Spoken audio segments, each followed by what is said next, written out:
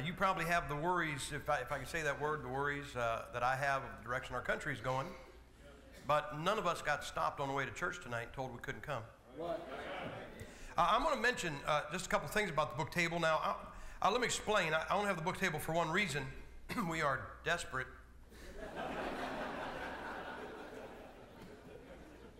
But there are some things that are back there that are free, if I can find them.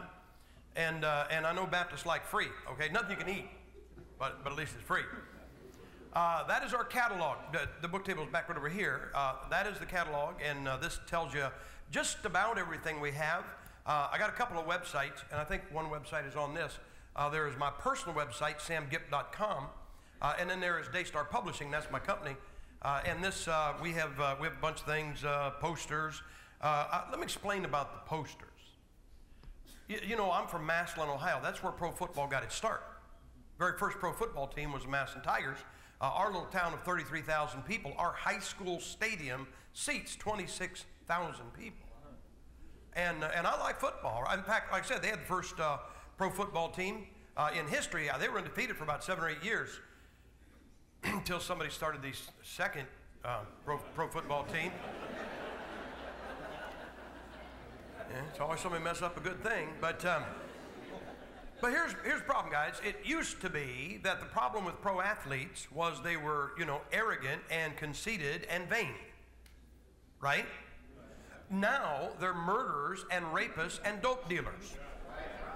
You say, I think that's awful. I don't think that's awful. I think what's awful is then some bozo Christian father lets his kid put one picture of one of those guys on his bedroom wall, hoping his kid grow up like that. And if you're not careful, he may. So we just got a little better thing to put on your kid's wall. And that's what I tell the parents. Here's what I tell the kids. Kids, listen very carefully. If your parents really love you, they're going to buy you a poster. So tonight after church, you're going to find out if it doesn't matter what they say. Don't buy what they say. If they really love you, they're going to. Okay, anyway, so that's something.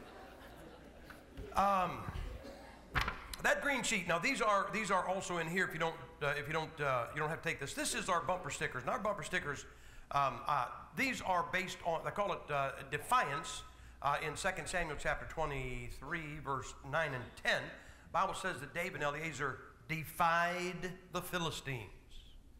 Guys, we talk about being militant Christians. We aren't even defiant Christians. And the end of that defiance, by the way, was, it says God wrought a great victory. Now, that's the scriptural reason. I also call these adrenaline pumpers. See, I know where liberals are gone when they die. And I want to keep them out there as long as I can. And so here's what you do. You put one of these on the back of your car. Now, let me ask you a question. You ever pull up behind a car at a traffic light and there is a bumper sticker that is sacrilegious and blasphemous and ungodly, and you think they worried about you being upset? I'll bet they'd be glad to find out you got mad at that. Yes. And so, see, if you put one of these on the back of your car, some liberal's going to pull up behind you at a traffic light, and you're going to read it and go, and his heart will beat faster, clear some of the sludge, live longer. There's little things. It's just to share and care. Like this one, public education is child abuse.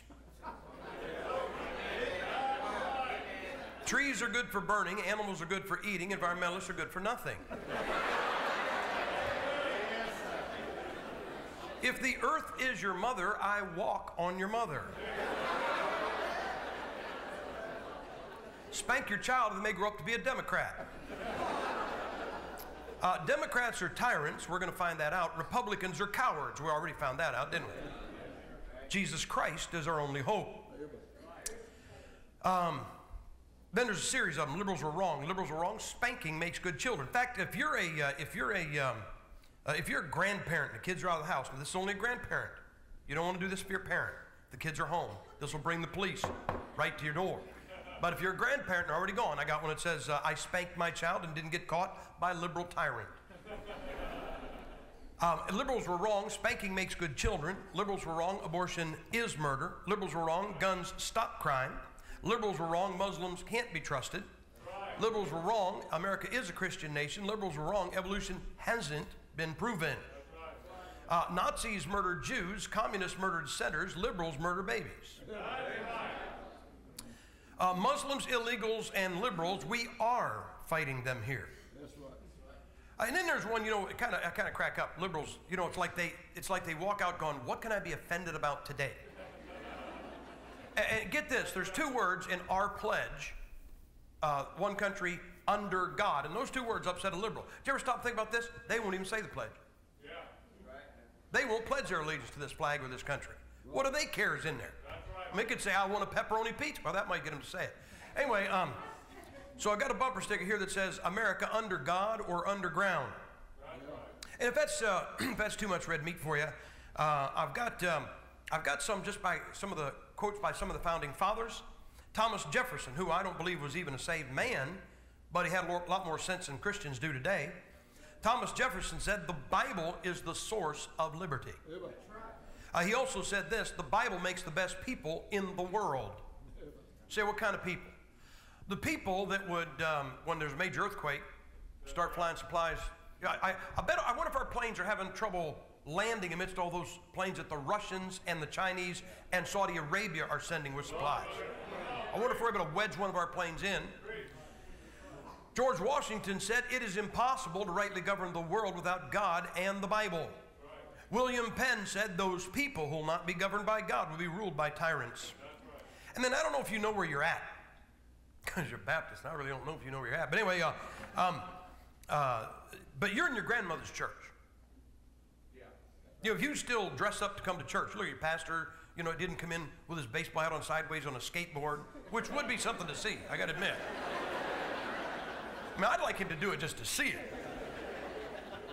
And I like a pulpit that is, not this plexiglass, it's as transparent as their sermons.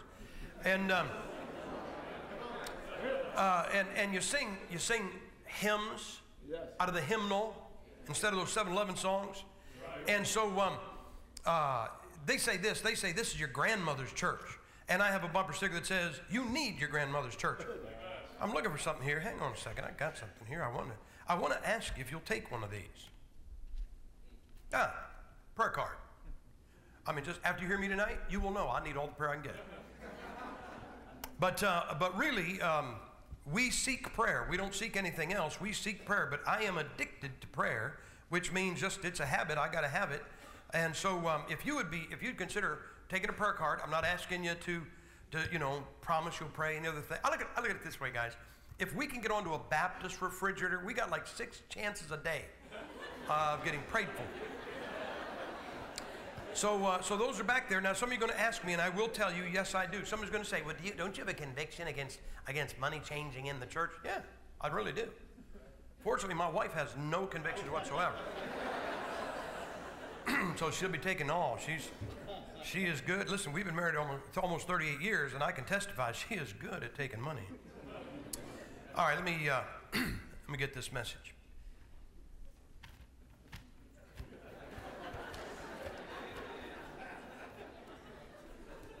Point 1.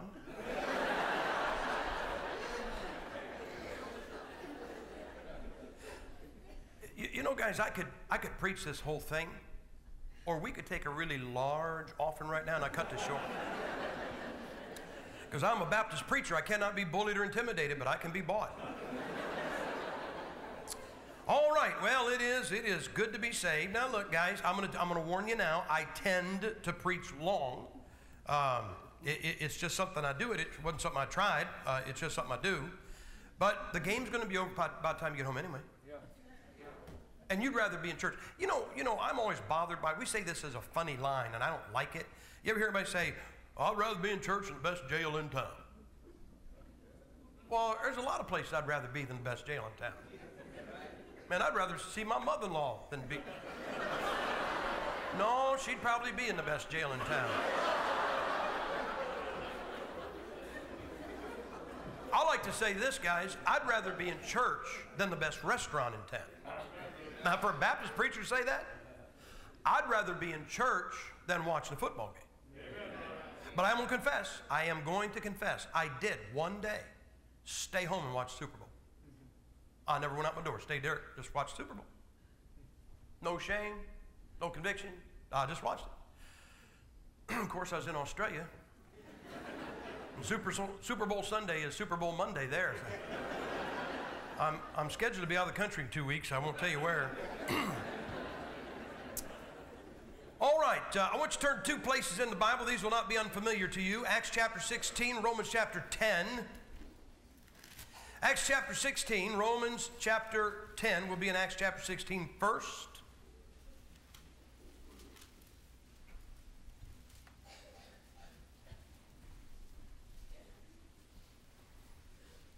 Now, you know the story. Paul and Silas are in jail here. It says this at verse 25. And at midnight, Paul and Silas prayed and sang praises unto God, and the prisoners heard them. Let me insert something. My wife, back on that table, we've got about 4 CDs. She plays the harp, and my boys sing. And so our boys are all grown in jail. But she plays the harp, and I get these questions. People say, do you sing on any of them? Well, actually, I do. I sing 1 song on 1 CD. That made it officially the Gipp family. I was actually scheduled to sing 2, but I got done with the first one. The SWAT team kicked in the door. I was arrested for attempted music. But look at verse 26. And suddenly there was a great earthquake after they're singing. Well, I've never done that. Okay? I make people cry when I sing, but I never caused an earthquake. I don't know, maybe they were singing down in Haiti. And suddenly there was a great earthquake, so that the foundations of the prison were shaken, and immediately all the doors were opened, and everyone's bands were loosed. And the keeper of the prison, awaking out of his sleep, obviously a Union man, and suddenly the prison doors, and seeing the prison doors open, he drew out his sword and would have killed himself, supposing that the prisoners had been fled. But Paul cried with a loud voice, saying, do thyself no harm, for we are all here. Then he called for a light and sprang in and came trembling and fell down before Paul and Silas, and brought them out and said, sirs, what must I do to be saved? And they said, believe on the Lord Jesus Christ, and thou shalt be saved, and thy house. Look at Romans chapter 10. 2 verses, 2 familiar verses. Verse 9, that if thou shalt confess with thy mouth the Lord Jesus, and shalt believe in thine heart that God hath raised him from the dead, thou shalt be saved. 13, for whosoever shall call upon the name of the Lord shall be saved. Let's bow our heads and let's talk to the Lord. Father, it's just good to be saved. It really is. Lord God, I saw a bumper sticker one time, and it said, a bad day fishing is better than a good day working. Now, I don't know if that's true or not, Lord, but I know a bad day saved is better than a good day lost. And Lord God, we're here tonight, and there are some people here, they might be upset about some things, and you know what's wrong, God? It's not that the things are so bad, it's they forgot they're saved.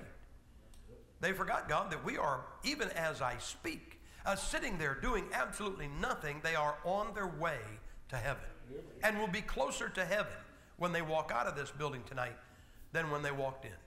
And so, God, we thank you for salvation. I ask you now, God, please, Lord, you know all of the reasons why you should get up and leave this building, and I'm the prime one. God, these folks came here for 2 reasons. They want something from you, and they want something from your book. And I don't want to be the reason that they don't get it.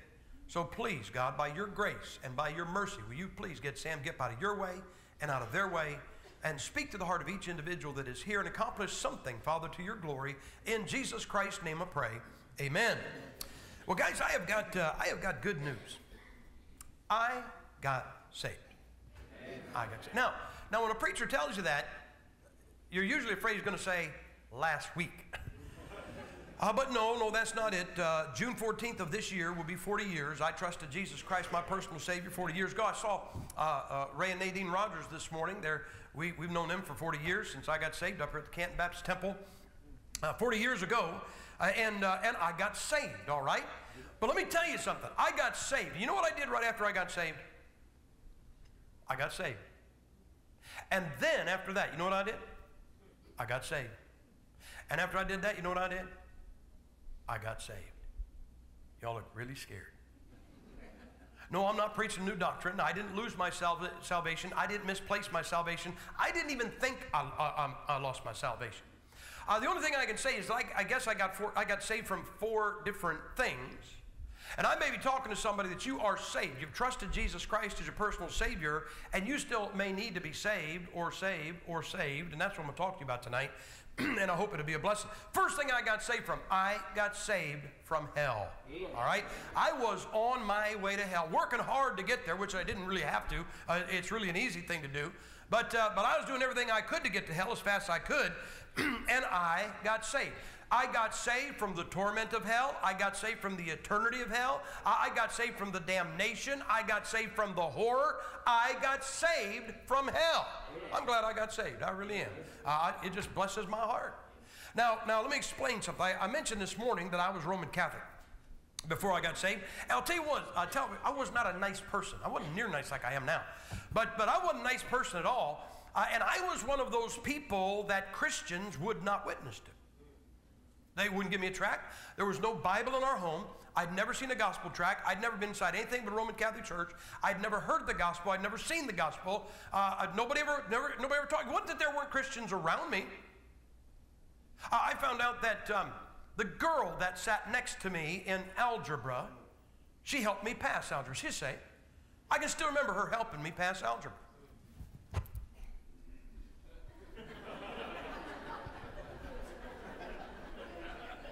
I'd have done better if I hadn't put my name on her paper, but her name on my paper. But anyway, she would say, I found out the guy telling me dirty jokes at the cafeteria, he'd say. I found out that the guy that I got in a fight with in a bar over the Vietnam War, he was against it, I was for it. I found out he would say.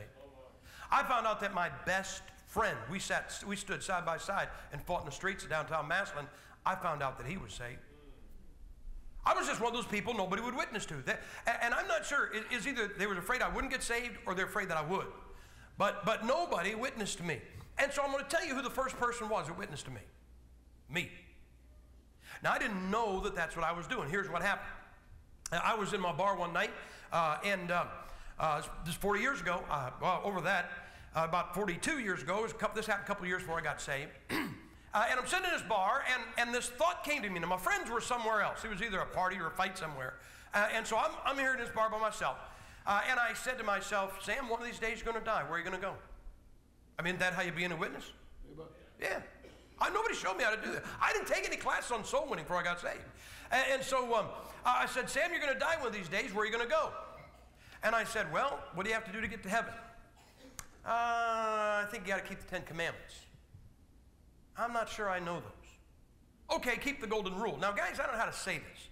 I was a crook, but I was honest. Who knows, man? I could end up in Congress. Anyway, and by that I mean this. I was a crook, but I was honest enough to reason something out. And here's what, it took me about 5 seconds to realize nobody can keep the 10 Commandments. Nobody can keep the golden rule. And in 5 seconds deliberation, sitting in that bar that night, I knew that I was going to hell. It established a fact in my head. Now, you say, well, didn't you think you're going to purgatory? No, I did not. I did believe in purgatory. And I did believe there were some Catholics going to die and go to purgatory and eventually get out. But I knew me. And I was one of those not pass go people, not collect $200. I'm going straight to hell and never get out. But when I realized I was going to hell, now mind you, I was so convinced that I was going to hell when I died that I thought if I could stop sinning right now, I got enough behind me to get me to hell. Okay? So I made no changes. And I was not upset. You say, well, weren't you scared? No. No, if I was on the Titanic, I'd have probably been bailing. I'd have been grabbing a bucket rub, 14th flight, throw there, until they said, we're a goner, we're going to sink, nothing you can do. Then I'd have sat down on a lawn chair and said, well, give me some iced tea and I may as well enjoy the rest of the ride. I figure I was going to hell. There wasn't anything I could do to stay out of hell. But I did do this. I made 2 conscious changes in my life when I realized I was going to hell. The first one was this. You guys know what a blue sky day is like, don't you? I mean, you walk outside, sky is blue, grass is green, beautiful. When I would see a blue sky day, I would try to commit it to my memory. I would memorize what a blue sky day looked like, and here's why. I thought when I go to hell, I'm going to be burning forever, and I know I'm not going to be able to take anything with me. I'm hoping that I'm going to be able to remember what a blue sky day is like, because if there's any relief at all in hell, that'll be the only relief I'll get. The second change I made was I quit taking God's name in vain. You guys may not know this, but all my life I have talked about God in every conversation I've had. Now, before I got saved, the context was a little different, you understand? And I quit taking God's name in vain. Now, I didn't quit taking God's name in vain trying to get points with God. I knew I was already damned. I wasn't trying to change anything. I just said this to God. I said, you made a way for me to get to heaven, the 10 Commandments. I thought that was pretty nice. I said, it is not your fault that I broke them and that I'm on my way to hell. So in appreciation of the fact that at least you made a way that I could have gotten to heaven, I'm going to quit taking your name in vain. And so I made those two changes and went about my life. And at that time, I had some criminal enterprises going on. I actually was head of Congress. But I was going to this college, and I was studying to be a computer programmer. And I am a computer programmer. I've never programmed a computer. I got saved right about the time I graduated and never did it. And now I have a computer, and I can do two things with it. I can turn it on, and I can crash it. And if they just put a crash button, I could save turning it on, all right? And when I worked with computers, they went like from here to the organ. They're about this tall in a room full of air conditioners. I mean, mine had a crank on the side, and when you worked, you go like this.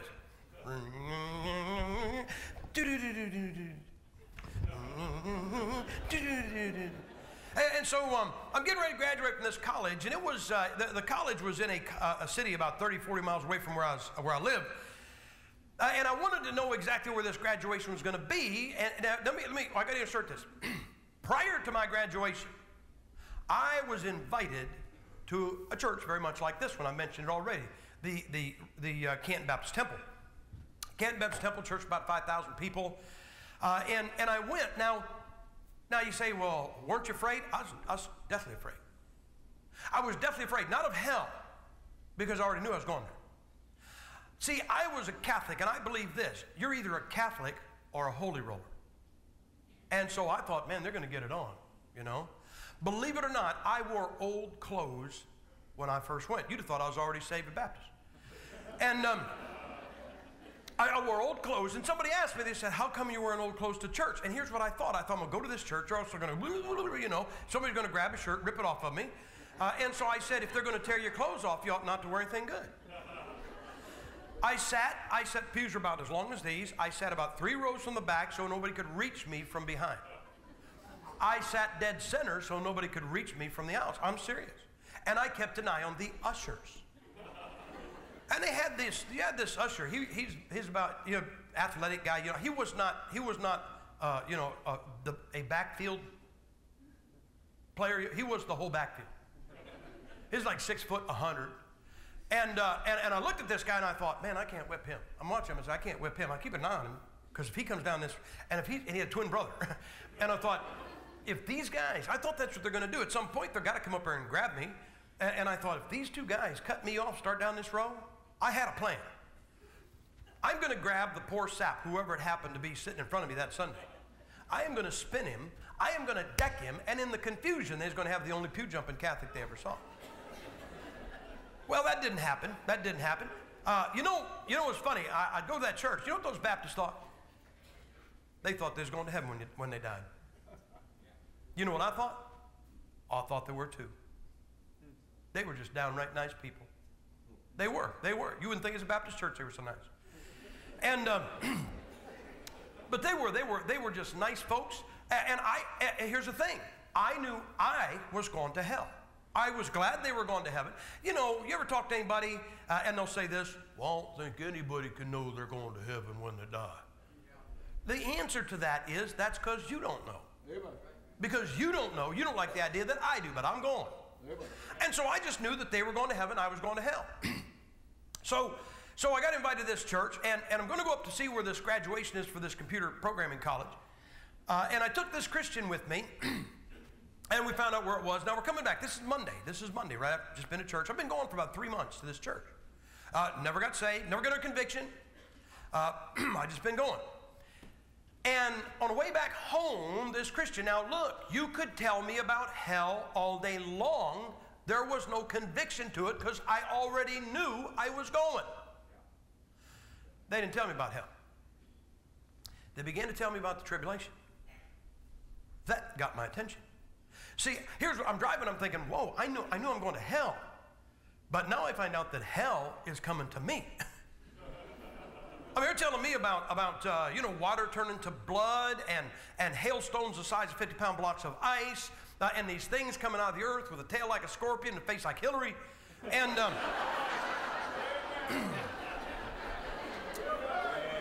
and I just thought, this is really not good, you know. I mean, I thought at least I had this life, I could enjoy life, but now I find out hell's coming after me. Now, remember I told you I quit taking God's name in vain? Remember that? And I told you I did not do that to get points. But if you do anything you think is good, at some point you do try to cash in your chips, don't you? Yeah. You know that's true. I mean, if you go home tonight after this service and find out that your house burned to the ground while you were here, you'd go, "Good Lord, I was in church." Right? You try to get some points. And so I tried to get some points with God. And here's what I said. I'm driving this old Volkswagen, a little red, white, and blue Volkswagen I had. And I'm driving this car, and I said this to God. I'm not talking. I mean, we're like 3.5 years in the tribulation, man. I'm about to take the mark, you know. And I'm driving this old car, and I went to prayer. And here's what I did. I tried to get my points with God. I said, "Now, God," I said, "I know I'm going to hell." And I said, "I appreciate the fact that you made the 10 Commandments so that I could go to heaven. And you know that I know I'm going to hell, and it's not your fault that I'm going to hell. And you know that in appreciation of you at least having made a way for me to get to heaven, you know I've quit taking your name in vain. I haven't taken your name in vain for a couple of years." And then I said this. I said, "I'm not saying if there was a free way to heaven that you would save me. But I do think if there was a free way to heaven, you'd at least let me know that it existed so that I could make a choice." And guys, all I can tell you is this. It seemed like at that moment, God reached down that little Volkswagen, slapped me across the head, and he called me by a pet name that he has used for the last 40 years when he really wants my attention. He said, "Hey, stupid." Now, let me say this. If you are ever in prayer and you hear those two words, would you please hang up? This is a private conversation. You can be dummy, you can be idiotic jerkface, you can be, you know, something else. But it was like God said this. He said, "Hey, stupid, what do you think's sitting right beside you?" You know what's sitting right beside me? Somebody telling me about a free way to heaven. Now, I did not get saved, but you know what I did? I realized for the first time in my life I could be saved.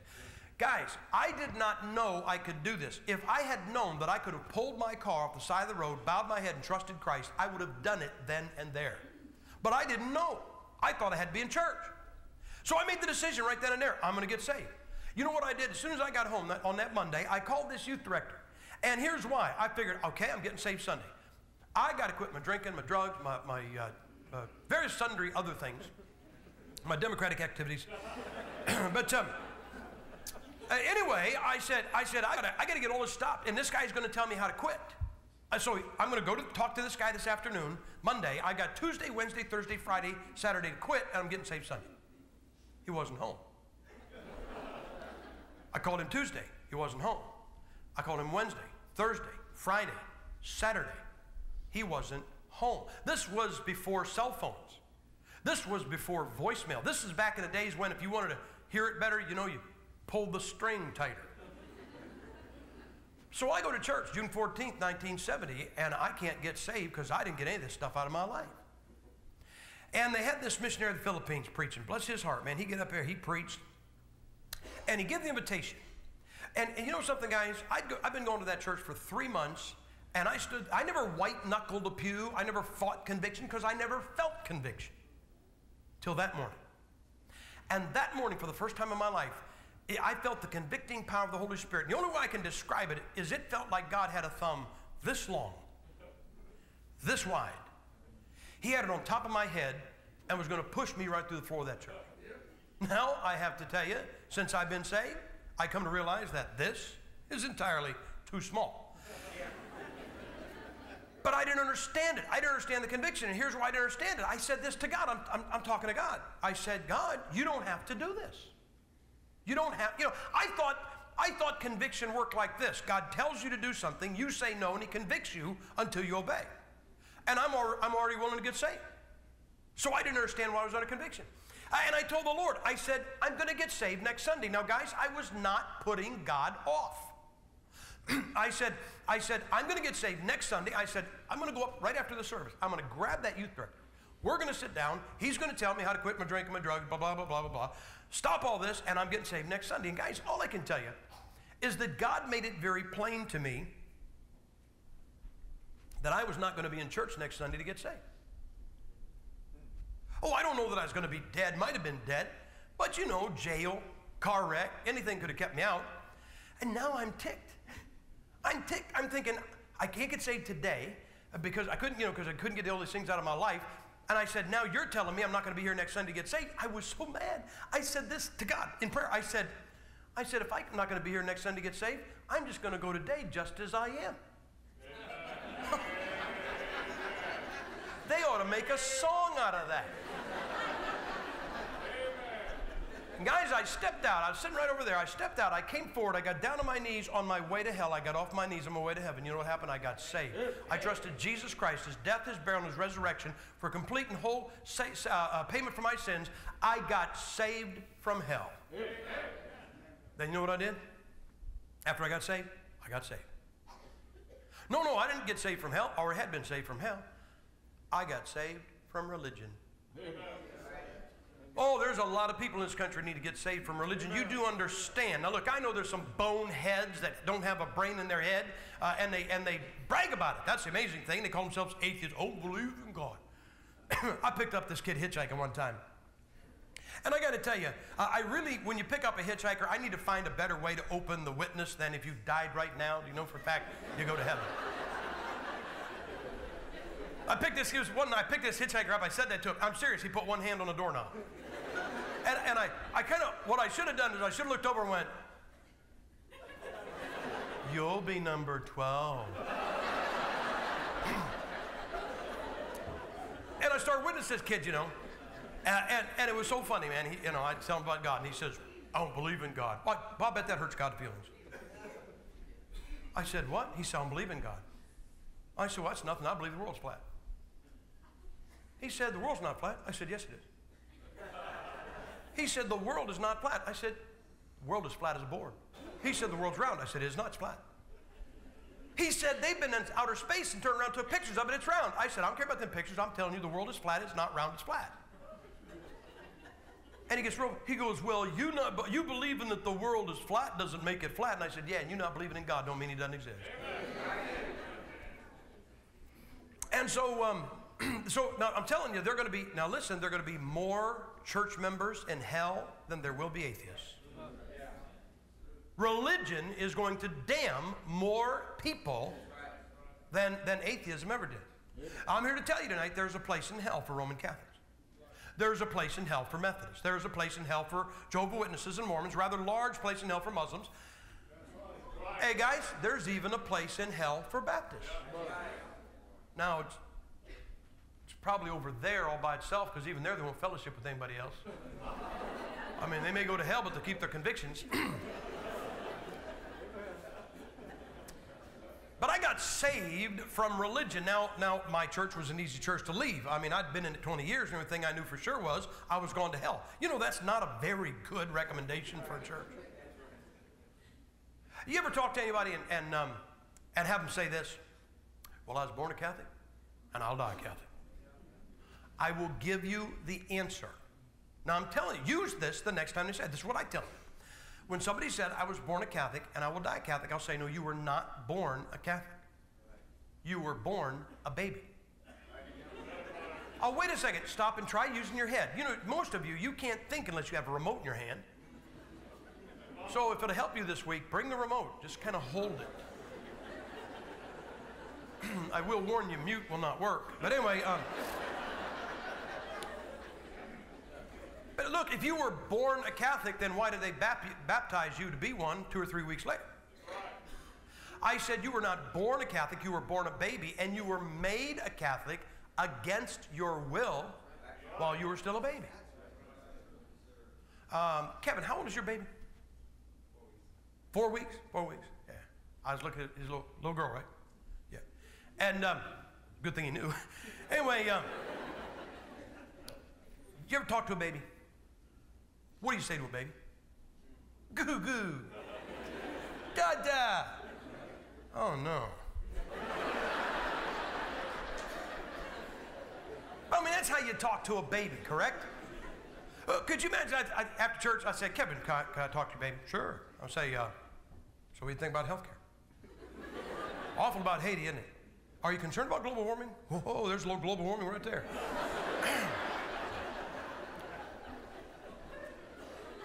Nobody talks seriously to a baby. I went in, listen, when I was a baby, now I was told this, to be very honest, I don't remember any of it, which, because you know, when you have those traumatic experiences, your mind blocks them right out.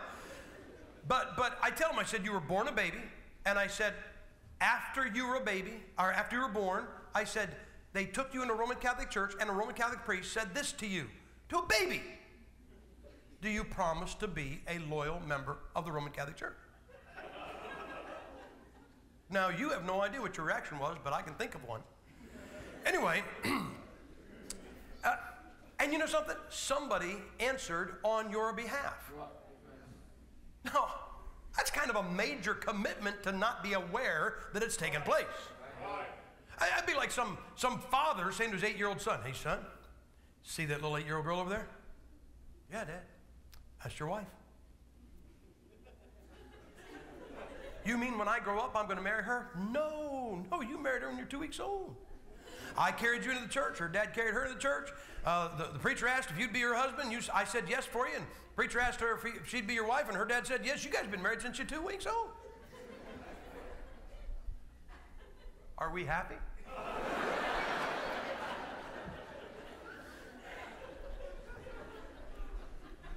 I was talking to this, I was flying someplace, and I'm at a gate at this airport. I got talking to this kid, he's about 10 years old next to me, you know. I just started witnessing to him. I mean, this quick, he said, I'm Catholic. I said, are you? I said, you know what? I was raised in a Catholic home too, and I said, you know what happened when I grew up? I escaped. And I said, listen, I said, remember this, when you grow up, you can escape too. And he looked at me, yeah. He's probably already gone over the fence now. You know what I did? I got saved from religion. But not just religion by name, but religion by act. I say, what is religion by act? Religion by act is that little thing you do personally that you think makes you better than somebody else. Now, I don't know what it is, but everybody's got one. I'll give you an example. Every now and then, in the mail, somebody will send us a check. Now, I'm not out trying to get people to send checks to Sam Gipp, 3166 Wildwood Circle, Massillon, 44616. But here's what, I get this envelope, and there's only 2 things in it. There's a check and a gospel tract. And I'm trying to figure out which one they think I need the word. Now, why do you send a preacher a gospel tract? Now, I know what you're going to say. I know what you're going to say. Well, I do that because I put a tract in everything I mail. Well, stop it. Don't send a missionary a check and put a tract in it. You're not doing it because you care about their soul. You're doing that because you care about being religious. That's your little bit of righteousness. Ooh, I'll tell you some righteousness. All you white-haired folks remember. You remember those dark days in this country of the national 55-mile-an-hour speed limit? You know, when those all-knowing, all-loving people in Congress had declared and decreed that if we just drive 55, peace will break out, people will love each other, you know, world peace will happen. And I remember, you remember that? It's 55 mile an hour, and you'd get somebody, and they would put their car right in the left lane and drive 55. And they'd have them backed up through 3 states. And they look in their mirror, and this righteous venom would go, well, I'm just keeping the law. I had somebody tell me that one time. They said, well, I just keep the speed limit. I said, no, you don't. He said, I do too. I said, no, you don't. They said, I always drive 55. I said, I bet you don't drive 35 in town. I'll bet you don't drive 45 and all the 40. They only drive 55 when they can annoy somebody. Yeah. Now, let me explain this to you. There's a GMC truck out there, 2009 GMC truck, kind of a pewter, silver, green, gold. It's a non-color, kind of like metallic bland. As my truck. And if you want to get in front of me in the left lane and drive 55, all I can tell you is I hope you have a mower blade underneath your car so your time in the median strip is not wasted. You may as well just kind of clear a swath for them, save some county employee some time. But you say, well, why'd they do that? Because they want to feel righteous. You say, how bad can that get? It'll get so bad that if the government decides to tell your neighbor to turn in your gun, they'll do it. You know what you need to do? You need to get saved from religion. Now, please understand, it may be the thing you do that makes you feel so righteous is a good thing. It may be that you tithe. Listen, man, you ought to tithe. You ought to read your Bible. It's when you start going, oh, you know so-and-so, don't you? Yeah, they had a flat tire today. You know, they don't tithe, but I tithe. You say, you mean I should quit tithing? No, you should keep tithing, but get rid of the religion. Well, you know, I read my Bible every day, you know. But so-and-so, they don't read their Bible. I read mine. Look, I'm telling you something, guys. I believe you ought to read that book every day. But don't think you're special just because you do. And so I got saved from hell, and then I got saved from religion. Then you know what I did? I got saved. You know what I got saved from next? I got saved from the world. You know, some of you desperately need to get saved from this world. You know what I see in our churches like this one? I see our people trying to enjoy this world just like a lost person. Guys, look, we are waiting for the Lord to come back. And if you've got to wait for the Lord to come back, is this not a great place to wait?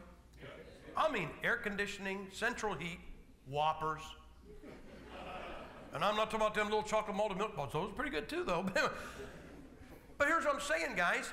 You know, you can partake of 90% of what the United States offers in our society and not sell your soul to it.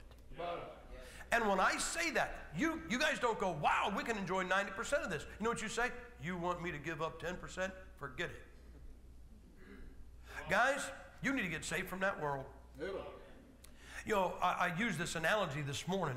If there's a bar, I want you to think about it. If there's a bar and it's got a good shrimp basket, and you go in because you like that shrimp basket, and you go in at night and you buy a shrimp basket and a Coke. In fact, a Diet Coke, because you're a man of conviction. And you go in there maybe 2 or 3 times a week, and your intention is to buy a shrimp basket and a Diet Coke, and you do that for 20 years. Now, I know what you think I'm going to say. You think I'm going to tell you that somewhere during that 20 years you're going to buy a beer. No, let's say you go in there faithfully for 20 years, and you buy that shrimp basket, and you buy that Diet Coke, and never, ever, ever buy anything alcoholic. You're going to be tempted at the end of that 20 years to say, see, I went in there for 20 years. It had no effect on me. Oh, I didn't say it didn't have an effect on you. I said you may not have a beer, but I said it will have an effect on you. See, I'll tell you something, guys. You go in that bar for 20 years, and I'll bet you over that 20 years your jokes change. I'll bet you your values change. I'll bet you that what you say when you get mad changes. You know why? Because you cannot submit yourself and subject yourself to that environment for 20 years without it having some effect on you. Now, I told you guys, I like football, I really do. But to me, it's just a game. I like to watch the Buckeyes beat Michigan, and beat Michigan, and beat Michigan, and beat Michigan, beat Michigan, beat Michigan. I was up in Detroit a couple weeks ago. I told this fellow from the church, I said the Lions, you know, they lost everything last year, you know, and I said Lions and the Browns both had bad years. He said, yes, they have. I said, but at least they both had 4 victories this year. He said, we didn't have 4, we only had 2. I said, I know. Oh, it felt so good. But anyway, I'm not into these tort law suits, but I am with one. The African Lions are suing the city of Detroit. They said nobody respects them anymore. Nobody's afraid of them. Going to call them King of the Beast or not. Anyway, and so here's what happens. Listen, if the Buckeyes beat Michigan, I am excited for about 5 minutes. And if they lose, I'm upset for about 5 minutes. And then I forget about it. You know why?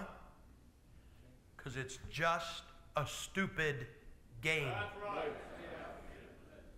And I come into churches like this one. I'm sure nobody here is doing this. And I hear grown men talking about fantasy football. Oh, yeah, he's on my fantasy team. You got to live a fantasy world? Man, you need to start taking drugs, not because it's going to help you, but at least you have a reason for being so stupid. You know what fantasy football is about? As near as I can tell, here's what it is. This is about a guy who couldn't hit the beach with a boat. Thinks he's a pro coach. And what they tell me is, you even got to pay to do this. You know what's wrong? You need to get saved. You say, is that sin? Nope. But that's your heart. And you need to get saved from this world. You need to get saved from this world.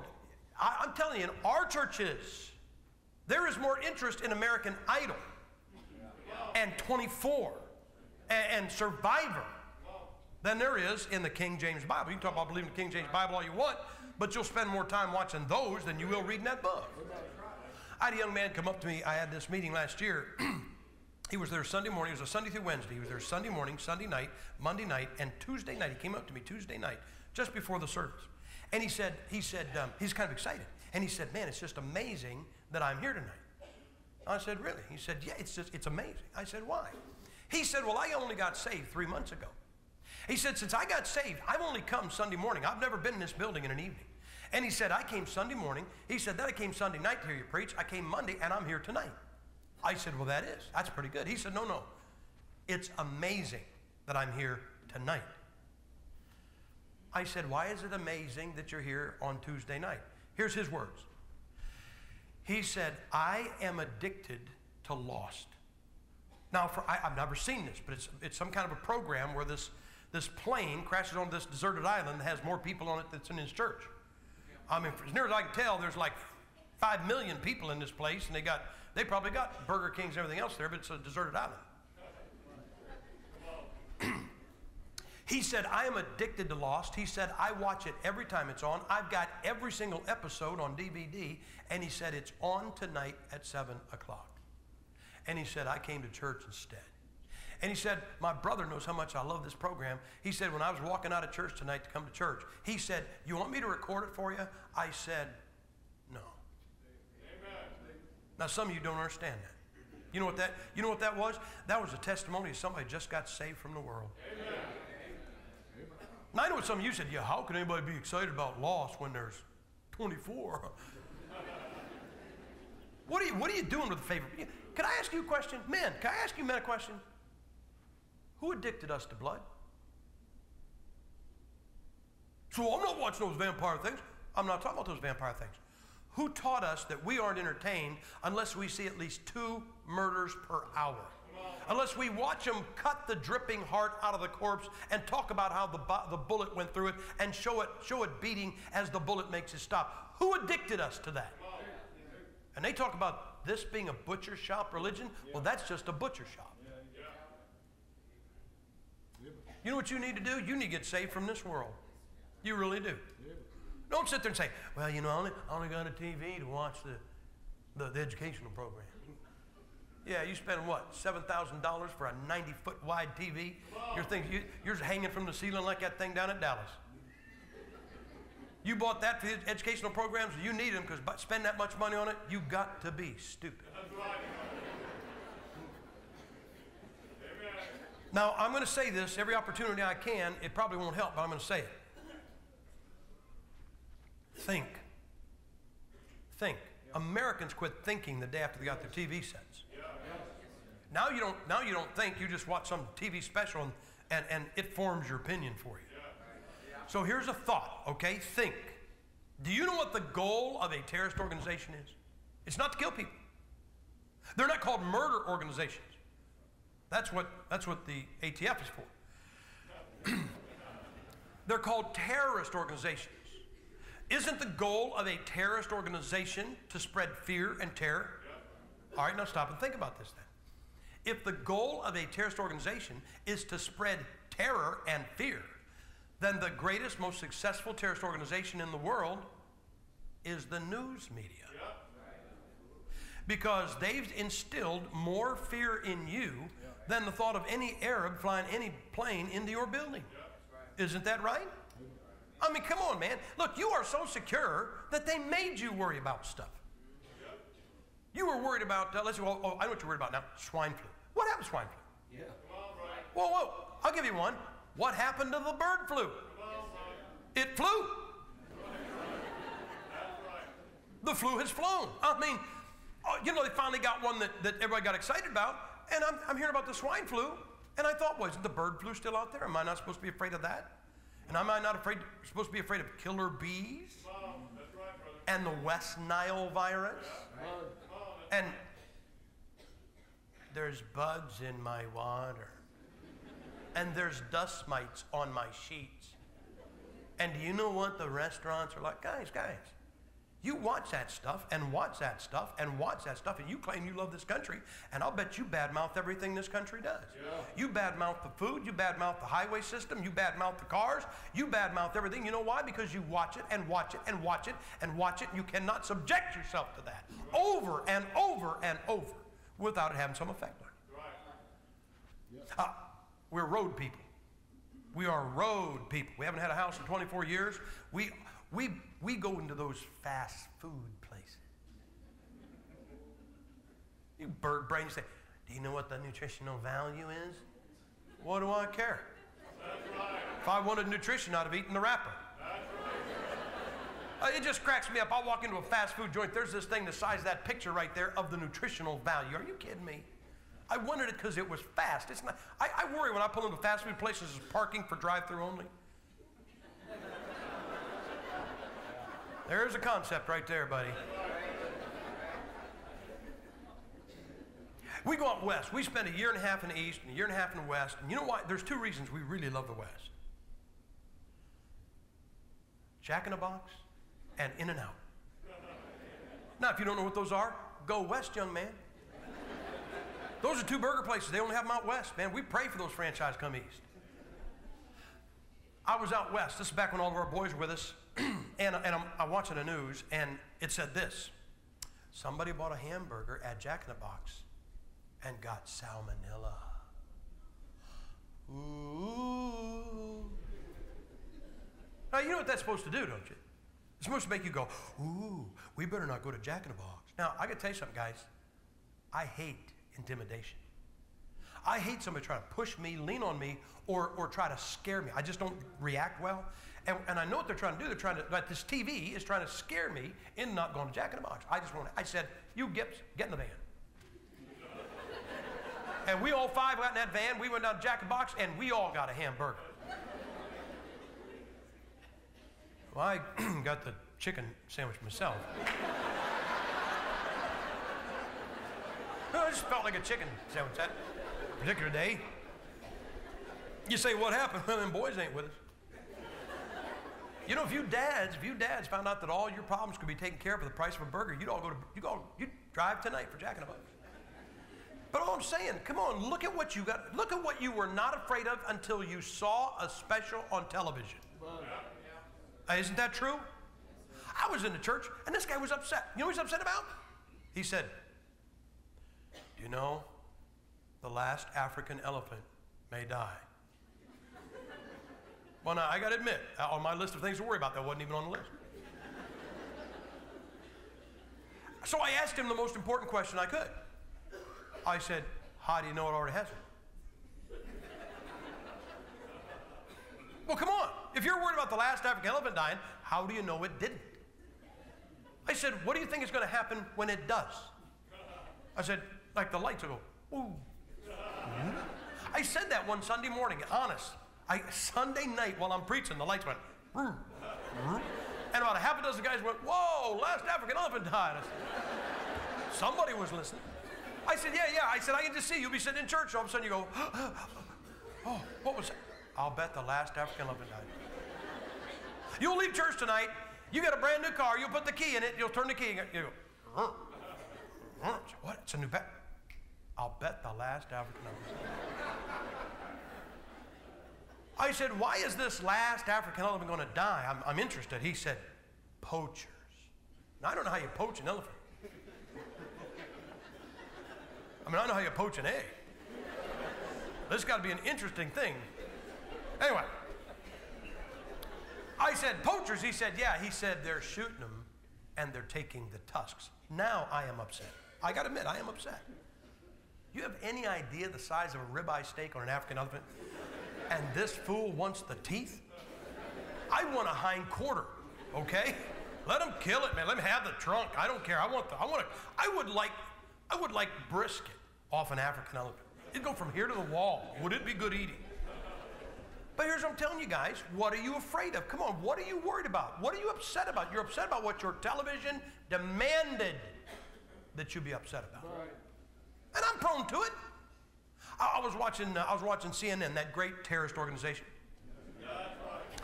And they have a 1 hour special on what will happen if an asteroid hits the earth. Oh, this is bad. I mean, it's showing, cities coming down, buildings blowing up, big old crater. And so me, thinking practical, I said, well, let it hit the ocean. There's no buildings out there. Oh, no, that's even worse. It's going to vaporize the ocean and kill everybody. And I said, man. And then you know what it said at the end? It said this. I'm reading. It says, now, astronomers say that there is no asteroid headed toward the earth. I said, what? What? I said, you pump adrenaline through my veins for 60 minutes, and now you tell me there's no asteroid? Get one!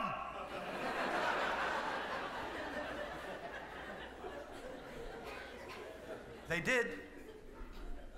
You may not know this, but as I speak, an asteroid is hurling through space headed our way. True. Now, they said it's not going to hit. They said it's going to be a near miss. 80 million miles. There's a near miss. That's about the same I missed my last deer by. I shot at this deer in New York. I killed a guy in California. I'm going hunting with Dick Cheney next week. We're going to shoot it out.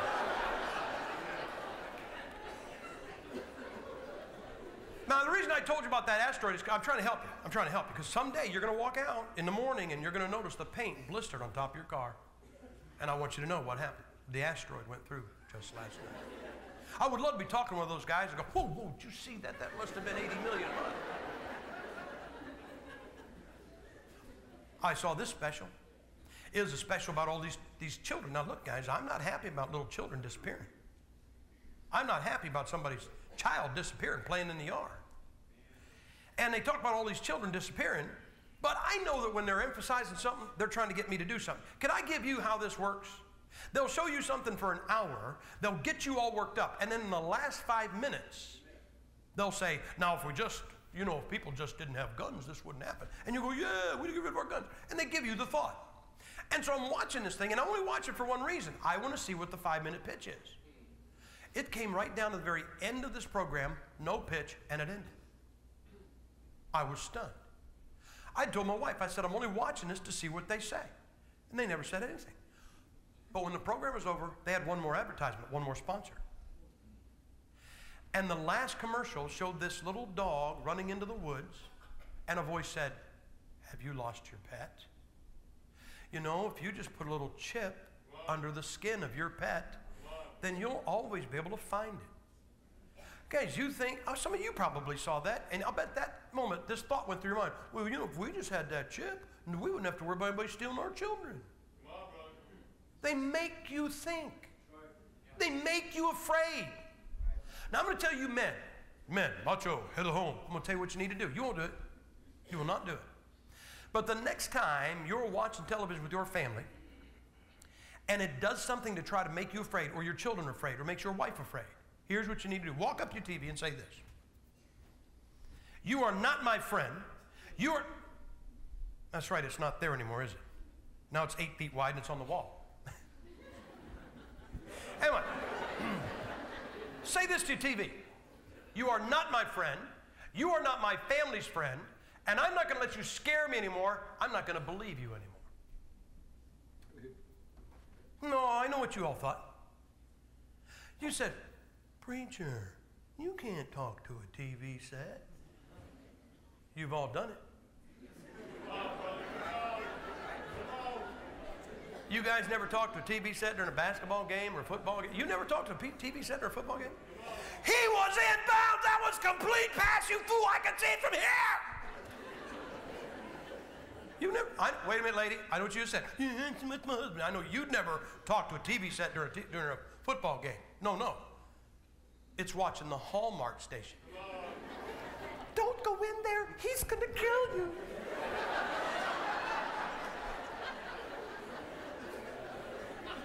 You guys will all talk to a TV set. You just won't say what I told you to say because you don't want to offend a transistor.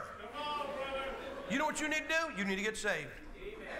You need to get saved from this world. Or I'll tell you what will happen. You'll end up absorbing environmental convictions. And you'll absorb abortion and murder. So, oh no, I think abortion's awful. Yeah, until it's your granddaughter. Yeah, you think murder is wrong, don't you? But they'll show you this young couple. They're high school sweethearts, get married as they're in college, and he's the quarterback and she's the cheerleader, and they go through life and have their children, have the ups and downs of life. Now they're in their 70s, and she has a stroke and says to her husband, if you really love me, you'll get your gun and put me out of my misery, and he'll kill his wife. And some of you will say, well, I know murder is wrong, but what? But that preacher in your living room preached something different than the preacher in your church, and your heart was given to the one in your living room. You know what you need to do? You need to get saved. Not from hell. You already been saved from hell. You need to get saved from this world. And then one last one. Aren't you glad to hear those words? One last one I got saved from, and when I tell you this, you'll doubt this, but it's true. I got saved from hell. I got saved from religion. I got saved from the world, believe it or not. I got saved from Sam Gipp. My wife and I, we were in southern Ohio. It was a beautiful blue sky day, with those days I was telling you about. We had to drive north, and there's no highway to take, so we're driving no 4-lane expressway. So we're driving this little country road, 2-lane, and it's actually a road I used to drive many years ago when I was lost. And we came around this 90-degree turn. We really had to slow down for this turn. As we came around this turn, there was a railroad trestle. I had a flashback. I said, there's got to be a telephone pole right there. Sure enough, there's a telephone pole. I said, babe. I said, one night before I was saved, I said, I was coming this way in my old truck, and I was drunk, and I wrecked my truck on this corner. I hit that telephone pole right there.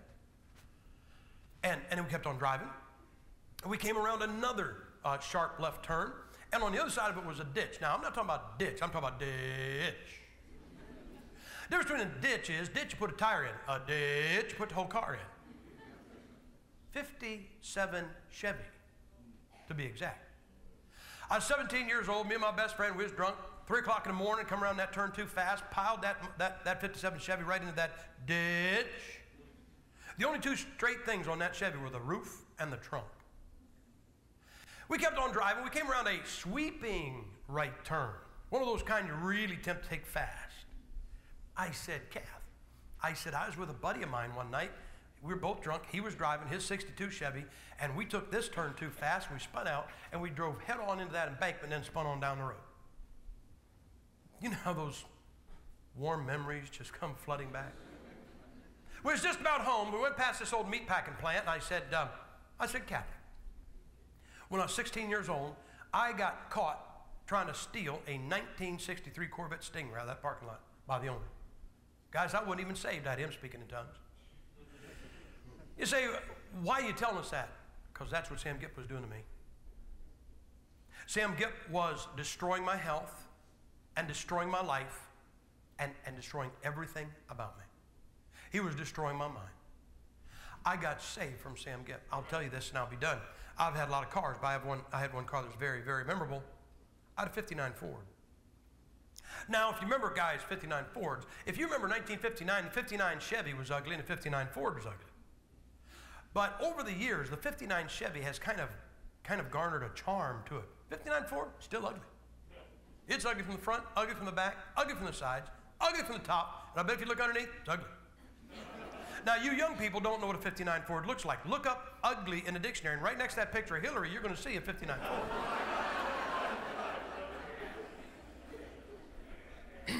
I had this 59 Ford. You say, well, it must have been a Galaxy 500. No, it's a Fairlane. Fairlane, that's the cheapest. This was not a Fairlane 500. This is like a Fairlane 005. I mean, it was the cheapest Ford you could buy. It was that not quite white, creamy white color they had. It was a 4-door sedan, straight 6, 3 on the tree, rubber floor mats, vinyl seats. This is the kind of car that if your parents owned it, you would, if you're driving in, riding with them, if you see your friends, you duck down. And if one of your friends sees you, you yell, help, I'm being kidnapped. You don't want your kids, your friends to know your parents own a 59 Ford. I had this 59 Ford. You say, how'd you get that? I got it in a trade. I traded because, see, I got this and I got a guitar. I got this 59 Ford and a guitar. I don't even play a guitar. You know what I traded for this plum of automotive history and this guitar that I didn't ever play? I traded my 1964 Chevy Impala 283 4-speed jacked up chrome rim street racer. So why'd you do that? I was drunk. You had to be drunk to do that kind of a deal. But that isn't what I told you about that 59 Ford. The reason I told you about that 59 Ford is this. To this moment right now, I have no idea what happened to that car. I misplaced it.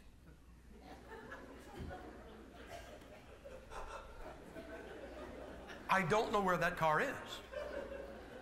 I don't think I sold it. I don't remember selling it. I don't think I wrecked it. It wouldn't go fast enough to cause any damage. I don't think anybody stole it because I would have punished him if I caught him. I'd have made him keep it. You know, as far as I know, that car may still be sitting in a parking lot in Massillon, Ohio. I've been sitting there for 40 years waiting for me to come back from a party. You see, what Sam Gipp was doing to me has wiped out entire portions of my memory because Sam Gipp was killing me. And you know, a bunch of you, you're blaming your parents and you're blaming the government. You blame your preacher. You blame somebody else. Your boss. There's always somebody, some reason why you have a problem. Let me tell you something. The biggest problem you've got stares back at you every morning when you brush your teeth at the sink. You are the worst enemy you've got. And I know that I am not the devil's advocate. You hear me? I am not his friend. I'm not here to give his side of the story. But a lot of when somebody said the devil made me do it, he wasn't even in town that weekend. When you said the devil made me do this, man, he was surprised when he heard about it. You know what the problem is? The problem is you. Some of you are going to destroy your marriage. You're going to destroy your life. You're going to ruin your health. You know who's going to do it? You are. You know why? Because you're saved from hell, but you're not saved from you. You think you got this down. Well, we got some young people, man. I mean, 18 years old, they know everything there is in the world. They got all the answers. Is that not right? You know what some of them need to do? They need to be saved from themselves, or they're absolutely going to destroy themselves. I got saved. I got saved from hell. Then I got saved from religion. Then I got saved from this world. And then I got saved from Sam Gipp. I really did. I really did. You know what's wrong with some of you? You got saved from hell and then pulled up and parked. You stopped a little short. Some of you, now look, if you're here and you haven't trusted Christ yet, you need to get saved from hell tonight. But if you've already done that, some of you need to get saved from that self-righteous, religious attitude that makes you think you're even better than a preacher. How many times you say, well, a preacher does that, I don't even do that. Yeah, you love it when a preacher does something you don't do. You need to get saved from your religion. You need to get saved from this world. If you've got a favorite program, why? If you got a favorite movie star or sports figure, why? You know, when I was in high school, you know how you could tell when a girl was dating a high school a football player?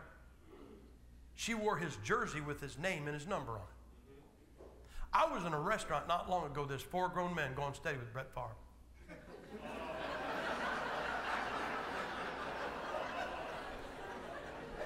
I'm not sure he knows about this. I'm telling you, look, listen, you will defend your favorite football player who wouldn't dare. Listen, you ask him, if you ever met him, ask him to come to church with you. You're scared to. And if you did ask him, they'd laugh in your face. Isn't that right? But you'll defend your favorite football player, and you won't defend your pastor. You'll defend some ungodly, Bible-hating movie star or entertainer, but you won't defend a preacher. You know what you need to do? You need to get saved from that world. You really do. You are married to Christ, but you are committing adultery with this world with your heart. You need to get saved from this world. And you might need to get saved from you. Because I'm not your problem. I'm not your problem. If you don't have anybody to blame for your problems, blame me. I don't care. I'll take it. Don't bother me. But you're the problem. I'll be gone a few days, and your problem will remain. And you need to get saved from it. I'd like you to stand with your heads bowed. Your heads bowed, your eyes closed. In just a moment, I'm going to have a word of prayer. Then when I'm done, the instruments will play and the invitation will be open. How many be honest enough to say this, preacher? Preacher, I don't even know for sure if I died right now. With your heads bowed and eyes closed, you'd say, if I died right now, I don't know for a fact I'd go to heaven. But I'd sure like to know. Here's my hand. Would you pray for me? Anybody like that at all? Just lift your hand straight up. I don't even know if I died right now, I'd go to heaven. Here's my hand to acknowledge that. All right, then, you know what some of you need to do? You need to get saved from your self-righteousness. I won't ask you to raise your hand on that because you'd have to admit there's something wrong with you. Self-righteous people never admit there's something wrong with them. I wonder here if there's somebody that you need to get saved from this world. I didn't say you can't watch TV. I said you can't love it. I didn't say you can't watch football. I said don't love it. And don't love those ungodly people, saved or lost, that play it. And don't love some God-rejecting, immoral, Bible-hating movie star just because you like him, because you think she's pretty or you think he's handsome.